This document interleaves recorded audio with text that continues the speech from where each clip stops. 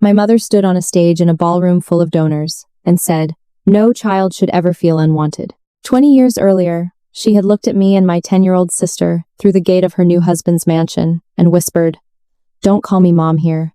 What she didn't know that night was that the people holding her family's debt had already received the trust papers she signed, the ones where she swore she had no children, no dependents, and no family obligations.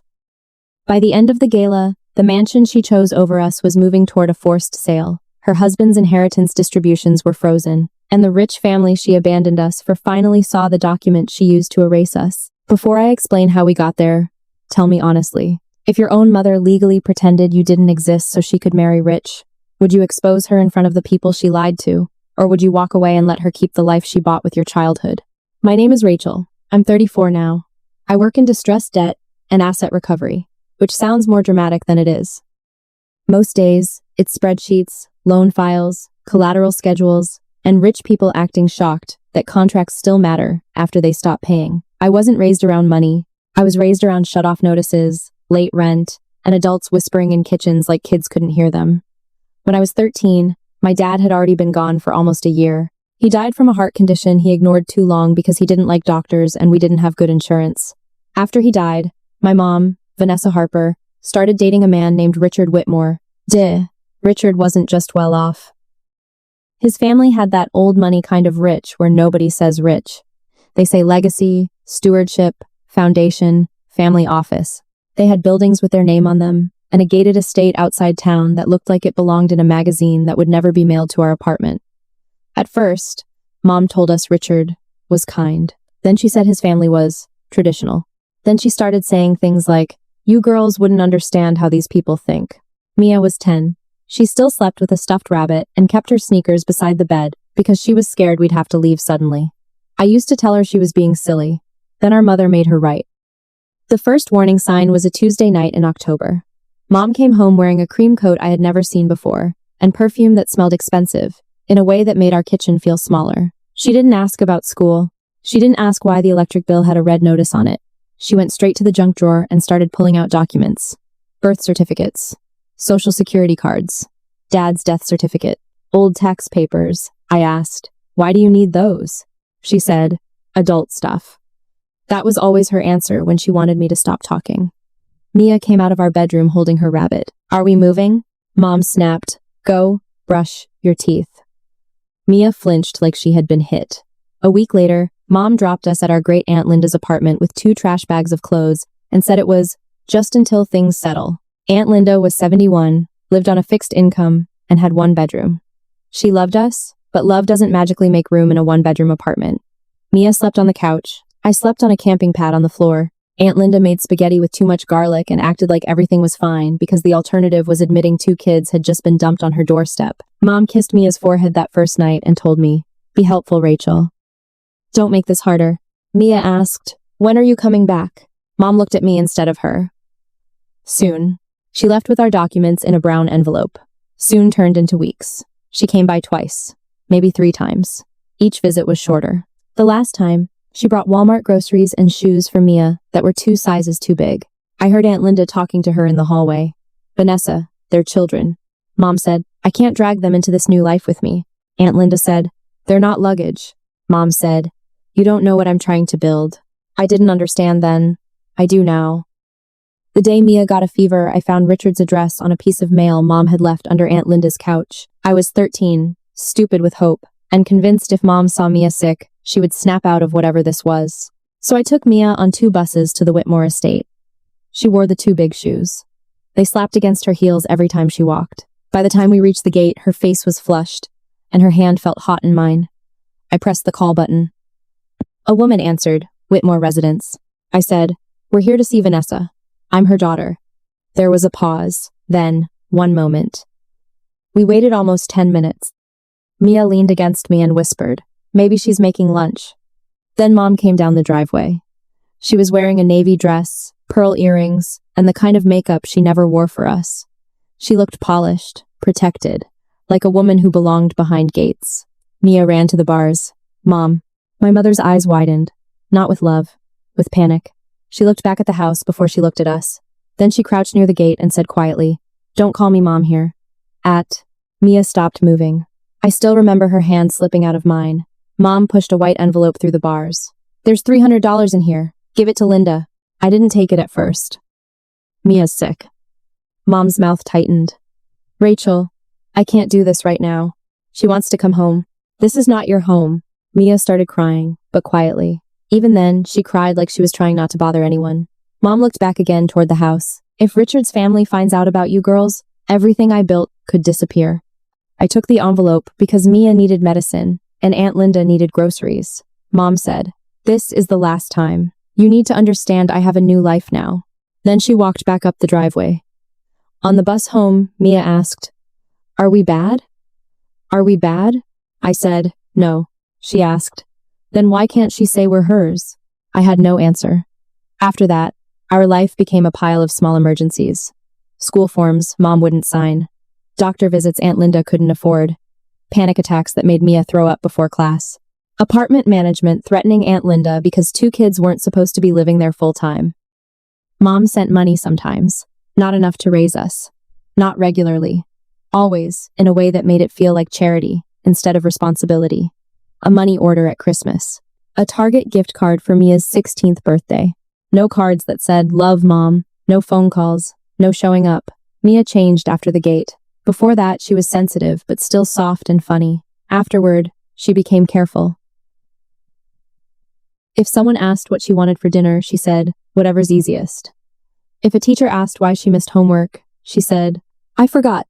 Even when I knew she had been crying all night. By high school, Mia had learned that needing things made people leave. That lesson wrecked her more than poverty ever did. I became the opposite. I became obsessed with forms, dates, signatures, receipts. I worked after school, then weekends, then through community college. I transferred later, got into finance by accident, and found out I was weirdly good at reading the paperwork nobody else wanted to read. I didn't trust people. I trusted documents. A signature was a signature. A date was a date. A disclosure either disclosed something or it didn't. Mia tried community college too, nursing first. She would have been good at it. She was gentle in a way that made scared people calm down. But one instructor criticized her in front of the class, and it hit something too old and too deep. Mia started missing classes. Then she failed a clinical. Then she quit. I pushed her too hard. "You can't quit every time something feels hard," I told her. She looked at me and said, "I know you're good at pretending none of this ruined you. I'm not. I still feel bad about that." By 34, I had a stable job, a used Toyota I owned outright, and an apartment where the lights never got shut off. Mia worked part-time at a veterinary clinic and had started therapy again after years of saying she couldn't afford it. We weren't rich, we were stable. For us, stable felt like showing off. Then the Whitmore file appeared at work. The subject line was boring. Whitmore Harbor Holdings, collateral review and default analysis. I remember staring at the name. There are a lot of Whitmores. I told myself that. Then I opened the first page and saw the address of the residential collateral. The house with the gate. My fingers went numb on the keyboard. Not dramatic. Just strange, like my hands belonged to someone else. I clicked one more document before I stopped myself. A guarantee page. Richard Whitmore. Then another. Vanessa Harper Whitmore. Same sharp little V. Same hook at the end of her last name. I closed the file and walked straight into my managing partner's office. Ben had known me for 6 years. He knew enough about my childhood to stop joking when I said I need to disclose a conflict. He sat back. "How bad?" "The borrower's wife is my mother." He blinked. "Oh." I opened the file before I knew. I saw enough to identify them. "I need to be walled off." He nodded immediately. "Done. You're off the matter." Something in me sank even though I knew he was right. I said, "Ben, there may be missing information. Prior dependents, family obligations, trust disclosures." "Rachel, I'm not asking to work the file." "Good, because you can't. I'm saying outside counsel needs to know what to ask for." He was quiet for a second. Then he said, "You can provide personal background to counsel if it's relevant. You cannot access internal confidential materials after this. You cannot direct servicing. You cannot negotiate. Everything through Marta." "Marta was our outside attorney," I said. "Understood." Ben looked at me for a long second. "Do you?"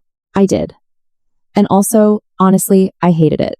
Because for 20 years, I had wondered what my mother had done to make us disappear. The answer had almost landed in my lap, and I wasn't allowed to touch it. but that wall probably saved the story from becoming a mess. I sent Marta one clean email. No drama, no childhood essay. I explained that Vanessa Harper Whitmore was my biological mother, that she abandoned 2 minor children before marrying Richard Whitmore, and that there may have been prior dependents or family obligations relevant to any trust-related disclosures. Marta called me 10 minutes later. Do you have personal records? I have whatever Aunt Linda kept. Good. Pull those. Don't touch the company file. Don't ask coworkers for updates. Don't contact your mother. I almost laughed at the last part. I wasn't planning to. That lasted 6 days. The first real proof did not come from work. It came from Aunt Linda's old filing box. Most people keep family photos. Aunt Linda kept receipts, school notices, rent warnings, money order stubs, doctor bills, and every envelope my mother ever sent. I found the envelope from the gate. It was yellowed at the edges. Vanessa had written Linda's name on the front, not mine, not Mia's. Inside was Aunt Linda's pencil note. Vanessa gave $300. Used for Mia urgent care and groceries. Date, November 3, November 3rd. That date mattered later. I sent Marta a scanned copy and wrote, "This was the day Vanessa acknowledged we existed and needed support." Marta replied, "Useful. Keep originals safe." Useful is a weird word for proof your mother knew you were alive. 2 days later, my phone rang. Unknown number. I almost didn't answer. Rachel? The voice was older, softer around the edges. Still hers. I didn't say anything. It's Vanessa. Not Mom, Vanessa, I said. How did you get this number? A tiny sigh. Like I had already disappointed her. Richard's counsel said your name came up before the conflict wall. I thought maybe we could avoid making this ugly. I looked at Aunt Linda's envelope on my kitchen table. Ugly for who? I know you have feelings about the past. Feelings. That word made me grip the edge of the table. She said, but this is business. My family has worked very hard. Your family? Rachel, don't start. There it was, the old tone. Like I was a difficult child asking for too much. She asked to meet. I should have said no. Marta had literally told me not to contact her, but I had 20 years of unanswered questions sitting in my throat. So I agreed to 30 minutes in a coffee shop near my office. Public place. No lawyers, which was stupid, and yes, I know that. Vanessa arrived in a camel coat and sunglasses, even though it was cloudy. She looked me over before she sat down. You look well. You look expensive. Her mouth tightened. I was hoping we could be civil. I said, were you civil when you told Mia not to call you Mom at the gate? She glanced around. Lower your voice. I'm not raising it. She pulled a folded paper from her purse and slid it across the table. I want you to read this. It was a statement. Someone had drafted it to sound neutral, but it was disgusting. It said Mia and I had not been financially dependent on Vanessa after her marriage to Richard, had no claim against Whitmore assets, and considered all past family matters resolved. I read the first paragraph twice because I wanted to make sure it was really asking me to help erase us a second time. I said, you want me to clean up your lie. I want you to stop hurting people who had nothing to do with this. Like Mia? Don't use your sister as a weapon. That was rich. I folded the paper and put it in my bag. She reached for it. That's not yours. It has my name on it. Rachel, don't be difficult. I stood up. She grabbed my wrist. Not hard. Just enough to make me feel 13 again. Do not bring this to Richard's family. I looked down at her hand until she let go. Then I said, you should have thought about Richard's family before you lied to them. I called Marta from the parking lot and told her everything. She was quiet for a full 5 seconds, which is how I knew I had messed up. Then she said, send me a photo of the statement. Do not meet her again. I mean it this time. I know. No, Rachel. You cannot be the daughter and the investigator. Pick one. That stung because she was right. So I picked daughter. Not soft daughter. Not forgiving daughter. The daughter with records. Vanessa changed tactics fast. A cousin I hadn't heard from in years messaged me on Facebook. Your mom says you're trying to ruin her marriage because you're bitter about childhood stuff. Is that true? Another old family friend sent me a long message about forgiveness and how money makes people cruel. I didn't respond. I screenshotted. Then Mia got a call at the veterinary clinic. She texted me the call log. Vanessa Whitmore. Under it was the voicemail transcription. Mia, sweetheart, this is your mother. I know Rachel has always tried to control everything, but some wounds need to stay private. Please don't let her destroy what I built. Mia wrote one sentence under the screenshot. I don't want to be private anymore. That was the line that took away my last doubt. I didn't show Mia the statement Vanessa wanted me to sign. Not yet. I knew Mia, and I knew she would read it as proof that our mother still thought we were problems to manage. But Mia asked me one night while we were eating takeout on my couch, does she still deny we're hers? I said, in the ways that matter? Yes. Mia nodded like she expected that. Then she said, part of me still wants her to say sorry. That hurt more than any legal document, because part of me did too. The adult part of me wanted the trust reviewed, the debt enforced, and every lie dragged into daylight. But the kid in me still wanted my mother to say, I was wrong. You were mine. I should have come back. Then Marta called with the next piece. The creditor side had formally requested trust-related support documents because the Whitmore loan package referenced future distributions as part of the repayment plan. Borrower's counsel sent some documents but skipped the full spousal disclosure packet. Marta requested it again. They stalled. She requested it a third time and cited the exact schedule in the loan documents. That was when the packet finally appeared. Marta didn't forward me the whole thing. Conflict wall stayed up. But because the documents directly involved my personal identity, she scheduled a call and read the relevant lines with Ben present. Spousal eligibility and disclosure certification, she said. Signed by Vanessa Harper Whitmore. I sat at my kitchen table with a pen in my hand and didn't write anything. Marta continued. Prior biological, adopted, or legally acknowledged children before current marriage. Checked no. I closed my eyes. Current dependents or outstanding family support obligations. Checked no. Marta paused. Date is November 3rd. Date, the same day as the envelope, the same day Mia had a fever, the same day Mom told us not to call her mom at the gate. I didn't cry. I didn't yell. I said. She knew. Marta said. Your personal record helps show that. After the call, I sat there for a long time with Aunt Linda's envelope in front of me. There's a special kind of pain in finding out your worst memory has a matching legal document. The mid-story twist came from someone inside the Whitmore orbit, but not in a magical way. Her name was Elise Donnelly. She worked in compliance at the Whitmore family office. I had never met her before this. She contacted Marta, not me, and Marta looped me in only as a fact witness with Ben's approval. Elise sounded nervous. I can't give anything outside the formal request process, she said. I'm not trying to break privilege or policy, Marta said. Understood. But there is a premarital risk review attachment that was scanned under the wrong category. If you request that exact phrase, it should be produced. Marta wrote it down. Why are you telling us this? Elise paused. Because the file being represented as complete is not complete. That was all she would say. Marta sent the request. Borrower's counsel objected. Marta sent the clause requiring complete production. They produced the attachment 2 days later. This time, Marta did send me one page because it named me and Mia. It was a background memo from before Vanessa married Richard. It listed my father. It listed me. It listed Mia. It listed Aunt Linda's address. Someone had typed a note beside our names. Vanessa states girls are extended family dependents temporarily residing with aunt. No continuing support obligation. Girls. Not daughters. Not children. Girls. Then came the email attached behind it.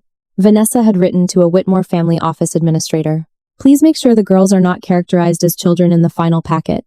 That will create unnecessary issues with the trust review. I read that email once. Then I put my phone face down. Mia was at work. I almost called her, then stopped. I didn't want to drop that sentence into the middle of her day while she was probably holding some nervous dog on an exam table, so I waited. That evening, she came over and found me sitting at the kitchen table. She said, "How bad?" I said, "She called us the girls." Mia's face went still. "Not daughters?" "No. Of course." That of course was so tired I wanted to break something. Then she said, "I don't want to see her." I said, "You don't have to." "No, I mean if there's some meeting or hearing or whatever, don't make me go." "I would never make you." Mia stared at the table. "I keep thinking if I see her, I'll ask the wrong question." "What question?" Her voice got small. "Why wasn't I enough?" I reached across the table and took her hand. "You don't have to stand in another room and beg her to admit you existed." She cried then, quietly. The way she did at the gate, that was when I knew the final confrontation could not be about making Mia watch our mother fall apart. Mia had already lived through enough of Vanessa's performances. Rachel, the professional, was walled off. Rachel, the sister, was not. The next month moved fast. Marta sent formal notices. Not dramatic ones, real ones. A notice of default and reservation of rights on the Whitmore debt. A demand for complete trust-related support documents. A notice to the trust protector that documents suggested material misrepresentation in a spousal disclosure connected to trust distributions pledged as repayment support. Nobody kicked in a door, nobody got arrested. Real financial consequences usually start as PDFs with boring subject lines. Vanessa posted through it. The Whitmore Foundation page showed her smiling beside boxes of backpacks for underprivileged kids. The caption said, "Every child deserves dignity, stability, and love." Mia sent me the screenshot with no comment. I called her. She answered and said, "I'm okay." "You don't have to be." "I know. I'm trying this new thing where I don't lie about that." "I don't lie about that." "I don't lie about that." "I don't lie about that." I laughed because if I didn't, I was going to cry. Then Richard called Marta's office. I was not on the call at first. Marta later told me the clean version. Richard claimed the issue was old personal history and said Vanessa had told him there were distant relatives who misunderstood her obligations. Distant relatives. That phrase made me sit down. So Richard knew there was something. He knew enough to use vague language. He just never cared enough to ask whether his wife had abandoned actual children. Marta asked if he understood Rachel and Mia were Vanessa's biological daughters. He said, according to Marta, that is not what was represented to me. Then he said the exposure could damage the foundation, employees, beneficiaries, and family reputation. Marta told him all further communication needed to stay in writing. Ben summed it up better. He didn't care about the lie until it became expensive. The second time I almost backed down was after that. I hated Richard. I did. But he wasn't wrong that other people were around this. Employees, foundation staff, maybe scholarship kids who had nothing to do with Vanessa pretending to be Mother Teresa in silk. I spent a weekend cleaning my apartment like a person trying not to spiral. Stove, fridge, closet, old files. Sunday night, Mia came over and caught me with the fake statement Vanessa had tried to get me to sign. She read it before I could stop her. Her face changed line by line. "She wanted you to say we were resolved?" I wasn't going to sign it. "I know. She offered money." Mia put the paper down carefully. "Did you ask how much?" "No." "Good." Then she looked embarrassed. "I wish that didn't make me feel better." "It should make you feel better." "No, I mean, I'm glad there was an amount she didn't even get to say. Like we weren't for sale long enough to get priced." That sentence stayed with me. A week later, Marta told me the trust protector would be attending the annual Whitmore Foundation Gala. His name was Harold Price, an older attorney whose job was to make sure the trust followed its own rules. The event theme was a home for every child. I wish I were kidding. Marta's plan was not to ambush anyone. She sent the document packet that morning through official channels, the disclosure certification, Aunt Linda's money order note, the background memo listing me and Mia, Vanessa's email about not characterizing the girls as children, the fake statement, the voicemail to Mia, and screenshots of the family pressure campaign. 7 pieces of proof, not one magic screenshot. A chain. That afternoon, Vanessa texted me, "Do not come tonight. If you care about Mia, stop this before it destroys everyone." I replied, "Do not contact Mia again." Vanessa wrote back, "You always did think you were her mother." I stared at the message for a long time. Then I typed, "Someone had to be." She didn't answer. I told Mia there would be a formal meeting with the people who needed to see the documents. I did not tell her the hotel. I did not ask her to come. She asked, "Are you scared?" "Yes." She looked surprised. I said, "Not of her, of what it'll feel like after." Mia understood that. People who grew up around emotional damage know sometimes the after is the part that gets you. Before I left, she hugged me. Mia is not a big hugger. Usually she pats your shoulder like she's returning a library book. That night she held on. "Don't let her make you small," she said. At the hotel, the valet line was full of black SUVs and women in dresses that probably cost more than my first year of community college. I sat in my car for a minute with my hands on the steering wheel, feeling like the 13-year-old at the gate had borrowed a blazer and walked into the wrong building. Then I saw the banner near the entrance. Whitmore Foundation, Annual Gala. A home for every child. I got out. Marta met me in the lobby. Ben was there too. Not because I was working the file, but because the firm needed a witness and a clean record. A representative from the loan servicer came with them. Everything official. Everything boring enough to be real. The ballroom was bright and loud. Champagne glasses, donor walls, a string quartet. Photos of Vanessa handing out backpacks, reading to children, hugging a little girl with the kind of warmth Mia had begged for through iron bars. I stood near the back. Then Vanessa walked onto the stage. She wore deep green silk and diamonds. Her hair was pinned up. She looked calm, polished, loved. Richard stood near the front with his adult son Graham and two older Whitmore relatives. Vanessa smiled at the crowd. When I joined this family, she said, I learned that legacy is not what we keep, it is what we give. I felt Marta glance at me. Vanessa continued, children need more than shelter. They need to know they are wanted. No child should ever feel unwanted. People clapped. I didn't move. I didn't cry. I just stood there and watched a room full of people applaud the woman who taught my sister to apologize for existing. After the speech, Marta approached Harold Price. She referenced the packet sent that morning and requested a private meeting before any donor announcement tied to Whitmore Trust distributions. Harold agreed. That was the authority room. Not a courtroom. Not a screaming match. A small hotel conference room off the ballroom with beige walls, water bottles, and a speakerphone in the middle of the table. Honestly, that made it worse. Richard entered first, irritated. Vanessa came in behind him, pale under her makeup. Graham followed with a drink still in his hand. Vanessa saw me and stopped.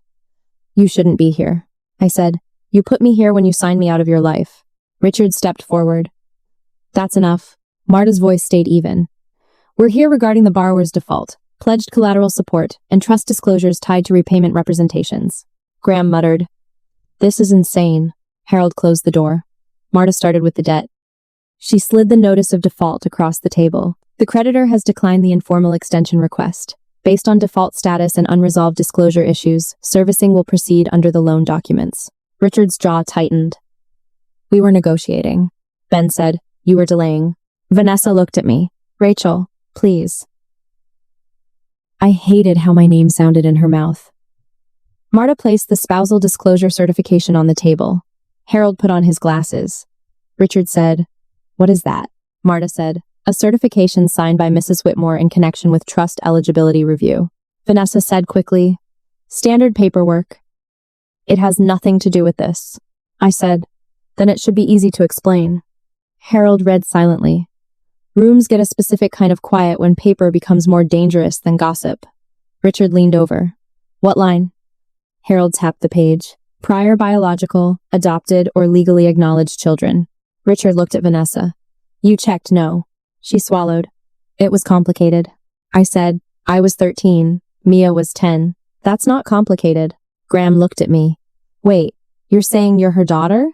Vanessa snapped. This is not the time. 20 years, and still not the time. Marta placed the background memo on the table. This premarital review identified Rachel Harper and Mia Harper before the certification was signed. Harold read it. Richard's face shifted when he saw our names. Marta placed the email behind it.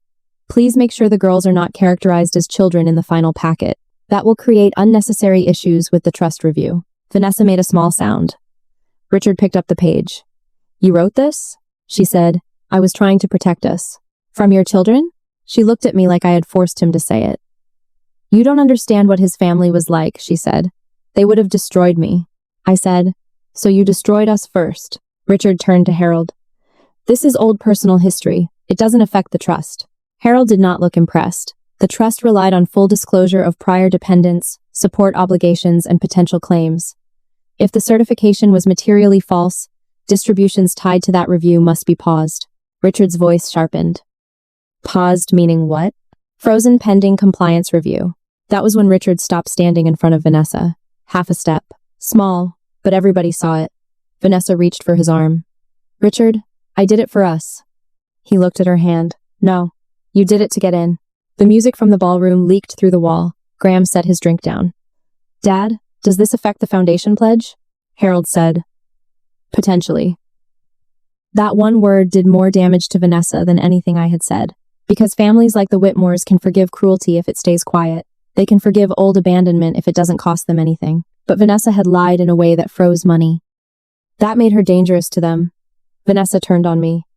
You planned this. I said, you signed it. You waited until tonight. Marta sent the documents this morning. You're punishing me because I survived. No, I'm documenting the cost of how you survived. Marta placed the fake statement on the table. Mrs. Whitmore also attempted to obtain a retroactive statement from Rachel Harper, stating that past family matters were resolved and that Rachel and Mia Harper had no claim or dependency history. Harold's eyebrows moved slightly. That was the closest he came to shock. Richard stared at Vanessa. You met with her? I was trying to settle a family matter. I said, "You offered me money to say Mia and I weren't your problem." Vanessa's voice cracked. "I did send money." I pulled out Aunt Linda's copied note and the money order record. $300. Same date you signed that you had no children. She stared at it. For the first time all night, she looked old.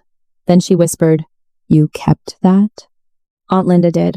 Her mouth tightened at Aunt Linda's name. I said, "She kept everything because she knew one day you'd say we misunderstood." Harold closed the folder. "Until review is complete, pending distributions connected to the contested certification are suspended." Richard said, "Harold, the trust terms are clear." Then Marta delivered the part Vanessa didn't know yet. "Our servicing agent has also issued notice that enforcement steps may begin on the residential collateral if default is not cured through approved funds. Informal payment from disputed trust distributions will not be accepted during review." Richard stared at Ben. "You can't force a sale of my home," Ben said. "It's collateral." I didn't say anything. The house with the gate had become paperwork. And paperwork doesn't care what family story you tell over it. Vanessa started crying then. Real tears or useful tears, I don't know. With her, I'm not sure there's a difference. She looked at me. "Rachel, I'm still your mother." I had imagined hearing that sentence for 20 years. It didn't feel the way I thought it would. No warmth, no relief, no little girl miracle. Just a tired understanding that she only remembered the word mother when it could save her. I said, "You erased us when we needed a mother. Don't call us family now that you need witnesses." Richard stood and told Graham to call the driver. Vanessa reached for him again. He stepped away. Not because he suddenly cared about me or Mia. I'm not giving him that much credit. Richard Whitmore turned on her because she made him look foolish and put his money on ice. But still, he turned. Harold told Vanessa she would need separate counsel. That was the most satisfying sentence anyone said all night.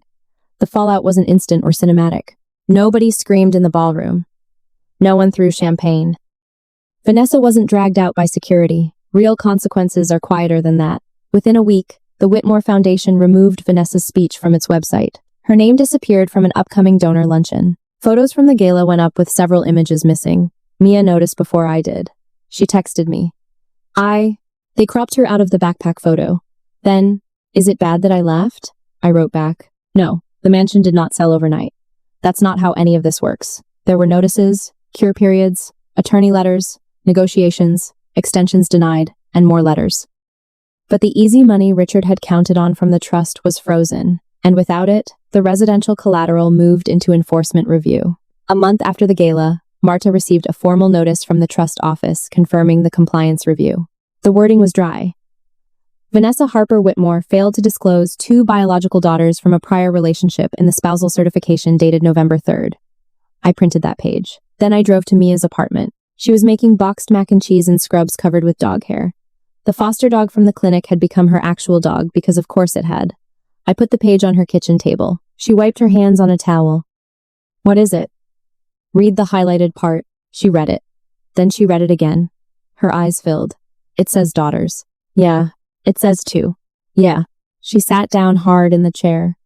"For years, I thought Mia needed an apology from our mother to start healing. I was wrong. What she needed first was proof that the lie was a lie. Not a misunderstanding, not a complicated adult situation, not Rachel being dramatic, not Mia being too sensitive, not 2 kids asking for too much. A lie, written down, found, corrected. Mia cried for a long time. Then she said, "I think I want to try school again." I didn't make a huge deal out of it because I didn't want to scare her off. I just said, "Okay, we'll look." She gave me a look. "We?" I shrugged. "I like forms." She laughed. Small, but real. 3 months later, the mansion was listed as part of the enforcement process. The photos online made it look warmer than it ever felt. Sunlit kitchen, library, garden terrace, gate, especially the gate. I stared at that photo for longer than I should have. Part of me wanted pure victory. I didn't get that. I felt grief, relief, a strange emptiness, like I had carried a box for 20 years and someone finally told me I could put it down. But my arms didn't know what to do. Some old relatives still think I went too far. One cousin messaged me, "She's still your mother. You only get one." "Inda," I wrote back. "Mia only got one childhood." Then I blocked her. Richard and Vanessa separated, at least legally enough that their attorneys stopped sending joint letters.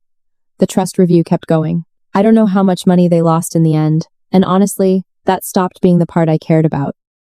The part I cared about was Mia. She enrolled in 2 classes at community college. Not nursing this time. Veterinary tech. She said animals made more sense than people because when they're scared, they don't pretend it's your fault. She kept going to therapy. She still has bad weeks. Healing is not a montage. It's bills, appointments, awkward conversations, and learning not to apologize when someone else is late. But she started making plans more than 2 weeks ahead. That was new.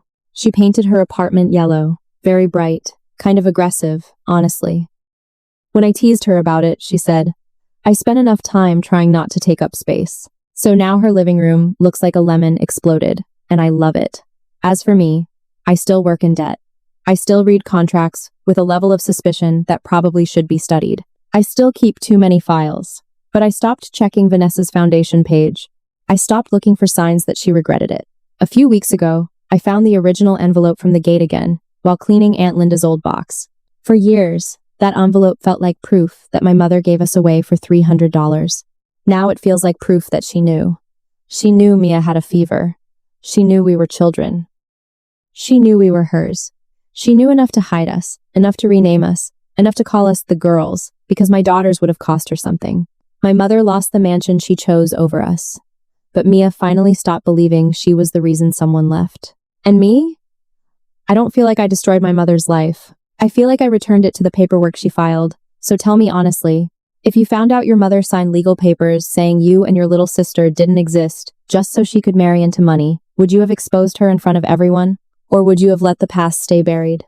Thank you for listening. If this story hit you, leave a comment with what you would have done, and please like and subscribe for more stories from her confession room.